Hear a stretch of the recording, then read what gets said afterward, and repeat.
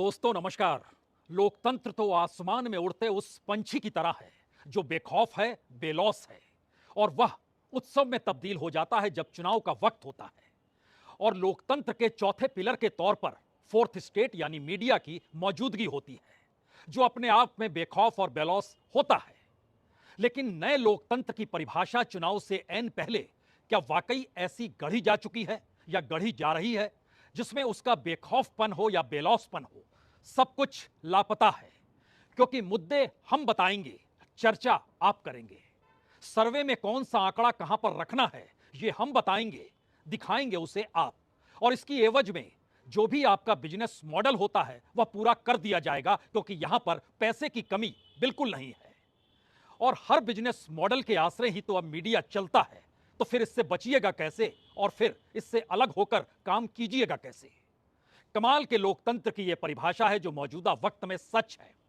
एक ऐसा सच जिसमें इस बात का जिक्र आज करने की जरूरत है कि जैसे ही सर्वे शुरू होता है उसमें एक एक राज्यों को जब टटोलना शुरू करते हैं तो कहीं से आवाज आती है कि हमने असम में आपकी सीटें बढ़ा डाली, हमने आपकी सीट बंगाल तक में बढ़ा डाली, और तो और उड़ीसा में भी आपको सीट दे दी, और ज्यादा मत सोचिए, इस बार हमने आपको तमिलनाडु में भी 2 सीटें दे डाली है।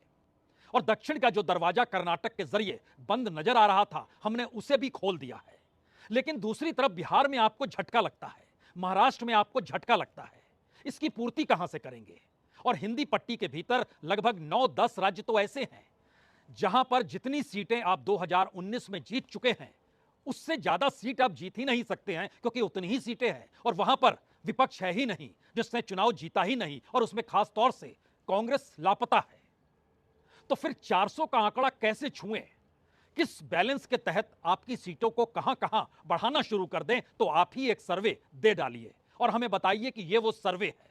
तो आप इंतजार कीजिए, ऐसा सर्वे भी आ जाएगा। लेकिन शुरुआती दौर में लगभग 300 और 350 के बीच से इस सफर की शुरुआत हर किसी को करनी होगी। तो हर किसी ने शुरू कर दी इसी सफर पर चलने की कवायद। और दूसरी तरफ जो खास तौर से 5 मुद्दे ऐसे हैं जिस पर आपको बहस करनी ही होगी, उसमें पहले नंबर पर तो इस देश में तीसरे नंबर की इकोनॉमी दुनिया के मानचित्र पर किस तरीके से भारत होगा, इसकी चर्चा आपको करनी होगी। भारत राममय हो चला है और अयोध्या और राम मंदिर की प्राण प्रतिष्ठा बरसों बरस के संघर्ष के बाद मिली, और इस देश के भीतर में हर आम वोटर कितना राममय है, उसके जरिए किस तरीके से सीटों पर, वोटों पर असर पड़ेगा, अब यह बोलने की जरूरत होनी नहीं चाहिए। तो इसे आप समझ लीजिए। तीसरी परिस्थिति उस विपक्ष से जुड़ी हुई है जो विपक्ष है ही नहीं, उसमें से हर छत्रप गायब है। इसका जिक्र, इस टूट फूट का जिक्र खुले तौर पर बड़ी तादाद में होना चाहिए।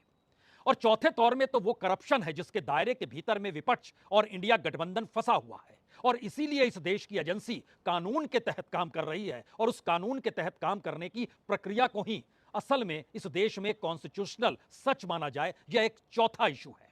और पांचवा इशू तो सबसे बड़ा है। कौन है इस देश में प्रधानमंत्री मोदी के चेहरे के सामने खड़े हो पाने की परिस्थिति में खुद को ला पाने की सोच को रखने वाला? कोई नहीं है। और जब कोई नहीं है और एक अकेला शख्स इस देश को तीसरी बार जीतने निकल पड़ा है, तो फिर उसके बाद कुछ भी चीजें कहां बचती है? बस ये 5 मुद्दे हैं, सर्वे हैं, और इसी के आश्रय 400 के आंकड़े को छू लेना है। अब मीडिया की परेशानी यह है कि दरअसल वो एक राज्य को टटोलता है तो दूसरे राज्य में चीजें अनुकूल नहीं होती हैं, और इन्हीं परिस्थितियों में वो ढूंढते ढूंढते वो 325 सीट के आगे बढ़ नहीं पा रहा है जो सिर्फ बीजेपी के हिस्से में आए। लेकिन 325 पहुंचाने में भी उसे बड़ी एड़ी चोटी का जोर लगाते हुए दक्षिण का दरवाजा खोलना पड़ रहा है। और कर्नाटक में चुनावी जीत जो कांग्रेस को मिली उससे लोकसभा में जीत नहीं मिलेगी, यह भी बताना पड़ रहा है।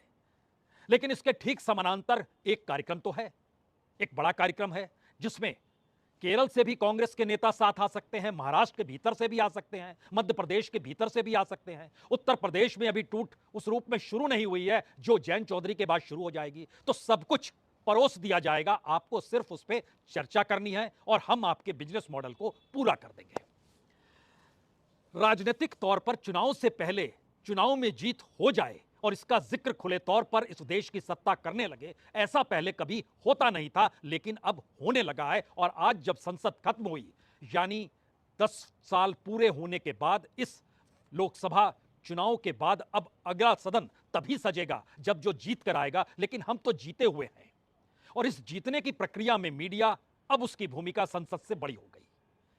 मीडिया में ही सब कुछ दिखाया जाएगा, मीडिया के जरिए ही सब कुछ बताया जाएगा, और इस दिखाने बताने के खेल के भीतर में बाकी चिंता से आप क्यों बेफिक्र रहिए, हमें लगता है आज इसकी जानकारी आपको होनी चाहिए।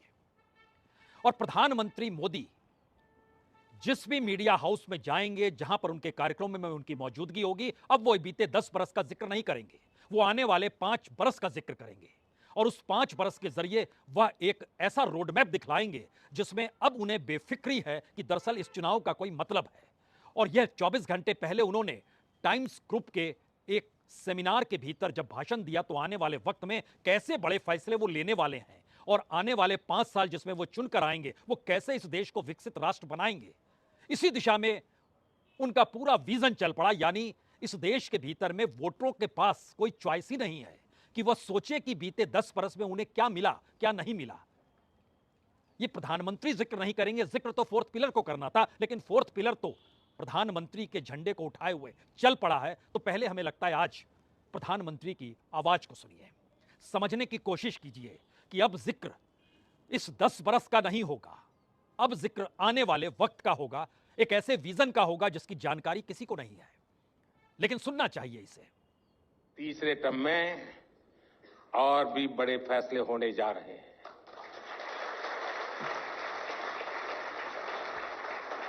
भारत की गरीबी दूर करने, भारत के विकास को नई गति देने के लिए हमने नई योजनाओं की तैयारी पिछले 1.5 साल से मैं कर रहा हूं, और बहुत एक दिशा में कैसे काम करूंगा, कहां ले जाऊंगा, इसका पूरा रोडमैप मैं बना रहा हूं।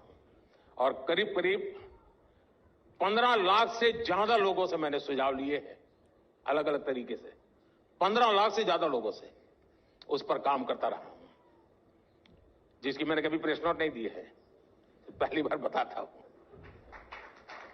काम चल रहा है और आने वाले 20-30 दिन के अंदर वो फाइनल रूप भी ले लेगा।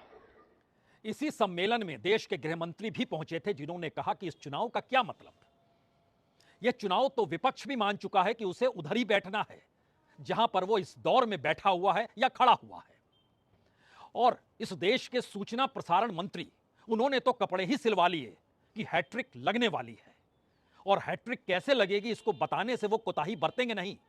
अभी चुनाव का नोटिफिकेशन हुआ नहीं है जारी, और अभी इस देश के कैबिनेट मिनिस्टर्स चुनाव में कूदे नहीं है, लेकिन वह चुनाव से हटकर ही कब थे।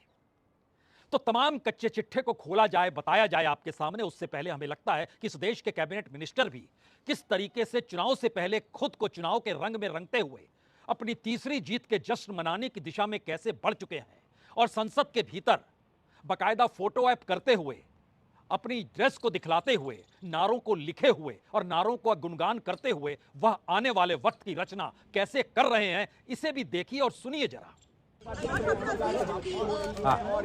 मैंने बाइट अभी नहीं दी भाई। बाइट नहीं। नमो हैट्रिक अनुराग जी, नमो हैट्रिक क्या है? तीसरी बार मोदी सरकार, अब की बार 400 पार नरेंद्र मोदी जी हैट्रिक लगाएंगे और भारत को तीसरी सबसे बड़ी अर्थव्यवस्था बनाएंगे। नरेंद्र मोदी जी तीसरी बार चुनकर आएंगे तो देश के गरीबों का और कल्याण करेंगे, भारत को और बढ़ाने का काम करेंगे, देश का मान सम्मान और बढ़ाएंगे। देश में जो वायदे किए थे वो पूरे किए। इकलौती पार्टी भारतीय जनता पार्टी ऐसी पार्टी देश में है जिसने पहले दिन से अपने आज तक के एजेंडे को जो कहा वो किया। धारा 370-35 से मुक्ति दिलाई, ट्रिपल तलाक से मुक्ति दिलाई और भव्य राम मंदिर बनाया। अब हैट्रिक भी लगाएंगे और देश को आगे भी बढ़ाएंगे। इसका एक मतलब तो साफ है, चुनाव आयोग को यह देखना चाहिए था कि अभी सरकार चल रही है और सरकार के मंत्री अपने राजनीतिक दल के प्रचार प्रसार में क्यों लग गए हैं, और इस देश को अभी नोटिफिकेशन का इंतजार करना है। तो हमें लगा कि आज उस कच्चे चिट्ठे को खोला जाए, क्योंकि चुनाव आयोग तो 9, 10, 11 इन 3 तारीखों में से किसी एक तारीख में बैठेगा और लोकसभा चुनाव की तारीखों का ऐलान करेगा। लेकिन इस 10-11 मार्च से पहले भी अभी भी बहुत वक्त है, यानी मार्च के 10 दिन हैं और इस महीने भी आपके पास तकरीबन 18-19 दिन है। तो इस 28-29 दिनों के भीतर प्रधानमंत्री की जो इस देश के भीतर में यात्रा होनी है, वह 16 यात्रा तय हो चली है। उन 16 यात्रा के जरिए इस देश के अलग अलग राज्यों में उन्हें किस रूप में कितनी योजनाओं का जिक्र करना है और उन योजनाओं के जरिए अपनी उपलब्धियों का बखान करना है। और बतौर प्रधानमंत्री इस देश के टैक्स पेयर का पैसा उसके साथ खर्च होगा और मीडिया उसे बाखूबी दिखाने से कतराएगा नहीं, क्योंकि प्रधानमंत्री हैं, अभी वह चुनाव मैदान में तो कूदे नहीं हैं। तो यह 16 राज्यों का सफर है और इन 16 राज्यों से पहले प्रधानमंत्री 2 दिनों के बाद यूएई भी जा रहे हैं। वहां पर भी एक मंदिर में ही जाएंगे जिसका उद्घाटन प्रधानमंत्री को करना है।